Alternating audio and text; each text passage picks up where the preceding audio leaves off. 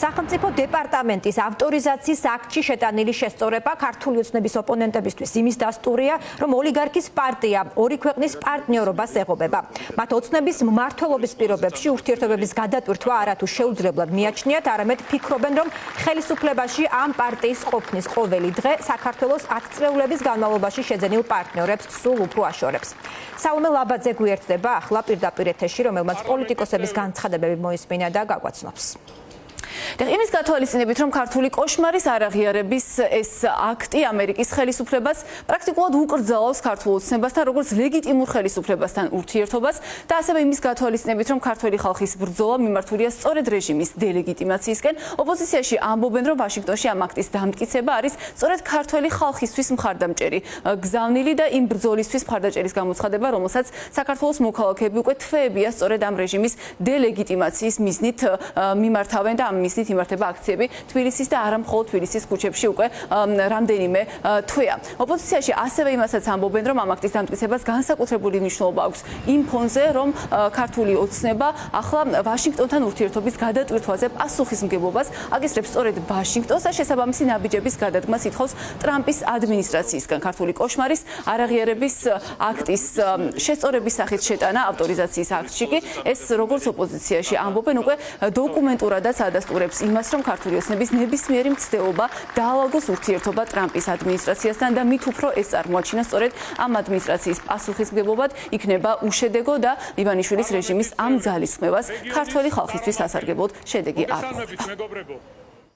შეუძლებელია ამერიკა-საქართველოს ურთიერთობის გადატვირთვა, სანამ ქვეყანაში არის პოლიტპატიმრები და სანამ ივანიშვილის რეჟიმი იღებს ავტოკრატიულ გადაწყვეტილებებს ამერიკა-საქართველოს ურთიერთობის გადატვირთვისთვის და აღდგენისთვის აუცილებელია რეჟიმის ცვლილება. და ჩვენ საგარეო წნეხით და ჩვენი ბრძოლით ქვეყნის შიგნით ამ ცვლილებას აუცილებლად მოვიპოვებთ. ეს დებულება არის ძალიან მნიშვნელოვანი, იმიტომ რომ უგრძალავს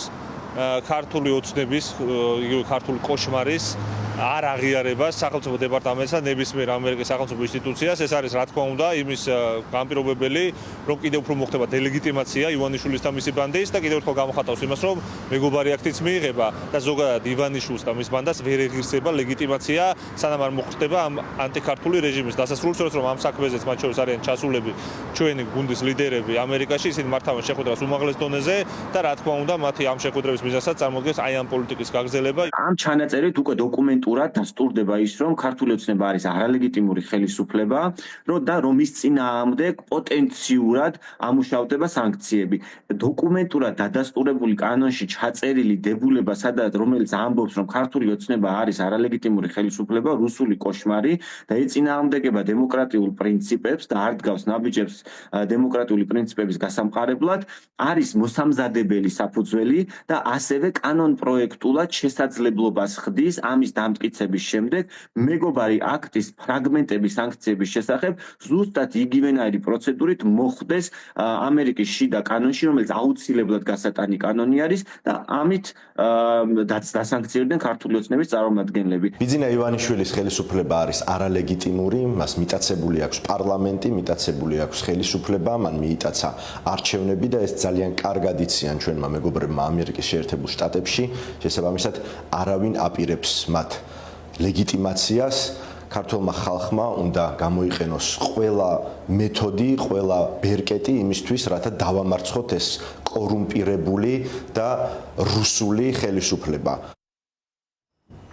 ოპოზიციაში ამბობენ იმასაც, რომ ქართული ოცნებისთვის სავარაუდოდ მოსალოდნელი იყო ის, რომ მოვლენები შეერთებულ შტატებში ამ მიმართულებით განვითარდებოდა და ამის დასტურია ის წერილებიც, რომლებიც ჯერ კობახიძის, მოგვიანებით კი ყაველაშვილის სახელით ტრამპის მისამართით გაიგზავნა და რომლებშიც ქართული ოცნების რეჟიმმა ამერიკის მოქმედ ადმინისტრაციას ერთგვარად უსაყვედურა, არასათანადო ან ზოგიერთ შემთხვევაში არასასურველი შინაარსის ყურადღების გამო ოცნების მუშაობის მიმართ. ოპოზიციაში ამბობენ იმასაც, რომ სავარაუდოდ ქართული კოშმარის არაღიარების აქტის დამტკიცების შემდეგ კიდევ უფრო დიდია იმის ალბათობა, რომ წარმატებით გაგრძელდეს მეგობარი აქტის განხილვაც, რომელიც გარდა იმისა, რომ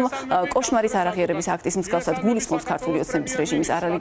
არალეგიტიმურად ცნობას, ასევე გულისხმობს სანქციების დაწესებასაც ამ რეჟიმის ლიდერების მიმართ და მათ შორის მაცოცხლებელთა ქსელის მიმართ, ანუ ყველა იმ პირის წინააღმდეგ, რომელიც ეხმარება ამ რეჟიმს მუშაობაში და იმგვარი პოლიტიკის წარმოებაში, რომელიც ეწინააღმდეგება ქართული ხალხის სურვილს იყოს დასავლური სამყაროს ნაწილი და მათ შორის იყოს შეერთებული შტატების სტრატეგიული პარტნიორი. ამიტომ ოპოზიციაში ამბობენ, რომ ახლა მხოლოდ დროის საკითხია ის, რომ ქართული ოცნების პროპაგანდისტულ მცდელობას, რომ თითქოს ის ახერხებს ტრამპთან ურთიერთობის დაალგებას, საბოლოოდ უკვე წერტილი დოკუმენტის გამოქვეყნების გზით დაესვას.